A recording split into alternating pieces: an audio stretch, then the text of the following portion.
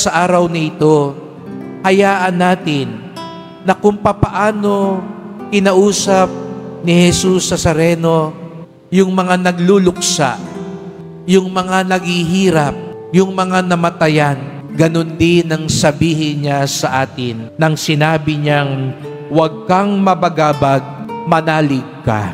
Kaya ka pinagsimba ngayon, kaya ka nanonood ngayon, gustong sabihin sa iyo at sa akin ni Jesus Nazareno, huwag kang mabagabag, manalig ka. Opo, parang lagi tayong tinatadtad na mga pagsubok. Parang minsan hindi na tayo tantanan ng mga problema at pangangailangan sa buhay. Para bang hindi tayo nauubusan ng pangangailangan at pagdurusa. Ngunit tandaan natin, mayroong mga makapal na saksi na tumutulong sa ating magdasal.